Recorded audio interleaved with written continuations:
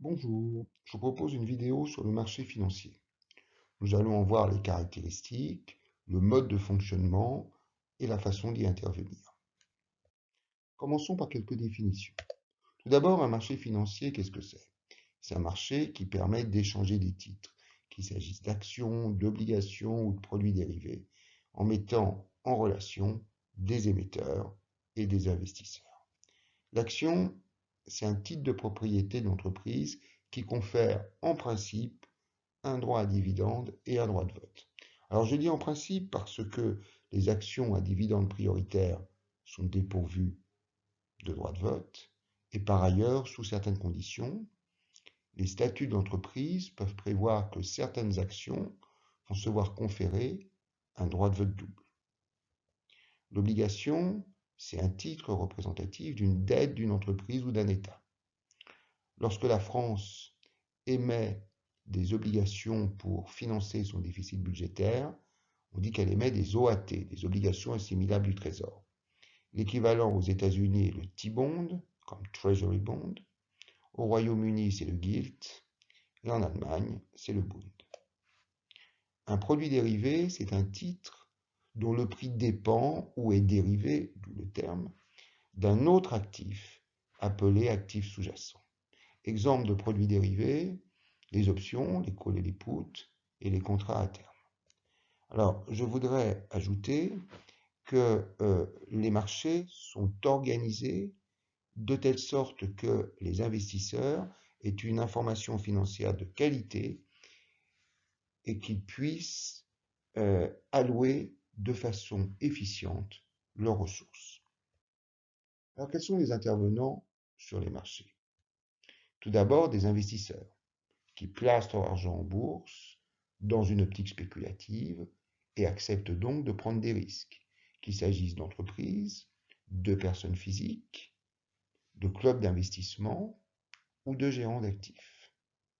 Alors, à côté de ceux qui s'inscrivent dans une logique spéculative, on a les opérateurs qui achètent et qui vendent des titres dans une logique de couverture des risques et dans une logique d'arbitrage, c'est-à-dire d'intervention simultanée sur deux marchés en vue de réaliser un gain certain en profitant de poches d'inefficience des marchés. À côté des investisseurs, en face plutôt devrais-je dire des investisseurs, on a les émetteurs, ceux qui ont des besoins de financement, qu'il s'agisse des entreprises ou des États. Et puis bien évidemment, il y a les bourses, les entreprises de marché. Alors pour la France, c'est Euronext, pour l'Allemagne, c'est la Deutsche Börse, pour l'Espagne et la Suisse, c'est SIX, pour le Royaume-Uni, c'est le LSE, le London Stock Exchange, et aux États-Unis, on peut notamment citer le NYSE, le New York Stock Exchange, le Chicago Board of Trade et le Philadelphia Stock Exchange. Autres intervenants, les prestataires de services d'investissement, les PSI en abrégé. Ce sont des intermédiaires qui sont rémunérés à la commission et qui disposent d'un agrément pour passer des ordres en bourse pour le compte de leurs clients. Un PSI peut être une banque, une société de gestion de portefeuille ou encore une entreprise financière spécialisée. Quant à ses clients, ce sont des investisseurs individuels ou professionnels, d'une part, et d'autre part, des entreprises qui recherchent un financement. Dernière catégorie d'intervenants, les régulateurs, et pour la France, c'est l'AMF, l'autorité des marchés financiers. Alors parlons maintenant du marché réglementé. Un marché réglementé, c'est un lieu d'échange de titres, Euronext en France, sur lequel les négociations obéissent à des règles et dont le respect est contrôlé par le régulateur, qui est, nous venons de voir, l'AMF pour la France. Alors concentrons-nous sur Euronext et sur son histoire. Euronext a été créé en 2000 par la fusion des bourses de Paris, de Bruxelles et d'Amsterdam. En 2002, on a la fusion entre Euronext et la bourse de Lisbonne. Et la même année, l'achat du LIFE, qui est un marché de dérivés anglais. En 2006, on assiste à la fusion entre le NYSE et Euronext, qui donne naissance à NYSE Euronext. En 2007, NYSE Euronext est introduit en bourse. En 2013, ICE, Intercontinental Exchange, lance une OPA sur NYSE Euronext. Et en 2014, la partie Euronext de NYSE Euronext est scindée et introduite en bourse. Et en 2021, Euronext achète Borsa Italiana auprès du London Stock Exchange, ce qui permet au London Stock Exchange de financer son acquisition de Refinitiv, qui est une société de fourniture d'informations financières pour 27 milliards de dollars. Alors aujourd'hui, Euronext est coté sur ses propres marchés et au 21 janvier 2023, sa capitalisation boursière était de 8 milliards d'euros. Alors, il faut savoir qu'il y a deux compartiments d'Euronext qui ne sont pas réglementés, c'est-à-dire qui ont des règles de fonctionnement plus souples et qui ont vocation à faciliter l'accès au marché pour les petites et les moyennes valeurs. Il s'agit d'abord de Euronext Growth pour les PME de la zone euro et Euronext Access dont les règles sont encore plus souples. Et Euronext Access est un marché moins liquide, donc plus risqué. Concentrons-nous maintenant sur l'AMF, l'autorité des marchés financiers. Alors, je vais d'abord dire que c'est un organisme public indépendant qui résulte de la fusion du CMF, le Conseil des marchés financiers, de la COB, la Commission des opérations de bourse, et du Conseil de discipline de la gestion financière qui a eu lieu en 2003. L'AMF a différentes missions, d'abord de réglementation, d'autorisation et de surveillance, ce qui conduit, le cas échéant, à contrôler, à enquêter, voire à sanctionner. Sa première mission, c'est de protéger l'épargne investie dans des instruments financiers cotés. L'AMF vérifie la bonne information des investisseurs et, le cas échéant, les accompagne grâce à un dispositif de médiation. L'AMF vérifie le bon fonctionnement des marchés d'instruments financiers et l'AMF prend en compte des objectifs de stabilité financière, ce qui conduit l'AMF à veiller à la qualité de l'information fournie par les sociétés de gestion sur leur stratégie vis-à-vis du changement climatique. Enfin, l'AMF contribue à la régulation financière et internationale. Alors, à côté du marché organisé, nous avons le marché de gré à gré, le marché OTC, Over the Counter. Alors, c'est quoi un marché de gré à gré? C'est une plateforme privée qui permet la réalisation de transactions directement entre le vendeur et l'acheteur sans versement de commission à une bourse. Le principal marché OTC, c'est le marché des devises. Alors, l'avantage d'un marché OTC, d'un marché de gré à gré, c'est la possibilité de concevoir des titres sur mesure, parfaitement adaptés aux besoins de l'acquéreur, notamment en matière de couverture. Enfin, il y a un certain nombre d'inconvénients, qui est l'absence de liquidité des risques, et puis une sécurité non assurée des transactions.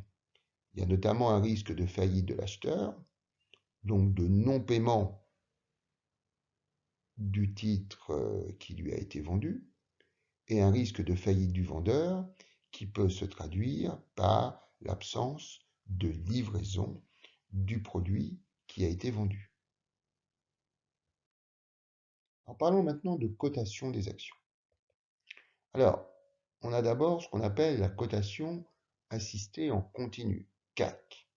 C'est un système informatisé qui assure la cotation tout au long de la journée, de 9h à 17h30, par confrontation des ordres d'achat et de vente. Le cours pour une société qui est cotée dans le cadre d'une cotation assistée en continu est mis à jour toutes les 15 secondes. Le premier cours, qu'on appelle le fixing d'ouverture, est calculé afin d'obtenir le prix permettant le plus grand nombre d'échanges entre les achats, les demandes de titres, et les ventes, c'est-à-dire les offres de titres. Puis, on a un fonctionnement en continu. Ça veut dire que les ordres sont exécutés dès lors qu'il existe un ou plusieurs ordres de sens contraire sur le carnet d'ordre à une limite compatible. Il y a une possibilité de suspension des cotations pour limiter les fluctuations des cours en cas de variation trop importante sur un titre au cours d'une séance boursière. Maintenant, quelles sont les conditions d'éligibilité d'une action à la cotation assistée en continu? Il faut plus de 2500 transactions par an ou une capacité à garantir la liquidité des échanges sur le titre via un contrat avec un fournisseur de liquidité. Enfin, l'alternative à la cotation assistée en continu, c'est le fixing, qui fournit une cotation uniquement 2 fois par jour, la première à 10h30 et la deuxième à 16h. Alors, comment passer des ordres en bourse? Alors, il y a différents types d'ordres. D'abord, il y a l'ordre à cours limité, ce qui permet de maîtriser le prix de l'opération. C'est-à-dire qu'on indique l'achat à un prix maximal ou la vente à un prix minimal à condition que la limite de prix soit atteinte. Sur un marché peu liquide, cet ordre de bourse peut être fractionné, voire ne pas être exécuté. Ensuite, on a l'ordre au marché, qui permet d'échanger tous ces titres. En fait, l'ordre est prioritaire alors par rapport aux autres ordres de bourse et est exécuté immédiatement dès lors qu'il y a un acheteur ou un vendeur.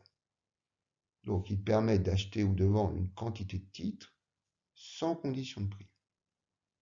Ensuite, il y a l'ordre à la meilleure limite, qui est exécuté à la meilleure offre pour un acheteur ou à la meilleure demande pour un vendeur. Ensuite, il y a ce qu'on appelle les ordres à déclenchement ou ordre stop, qui permettent de se protéger d'un revirement de tendance.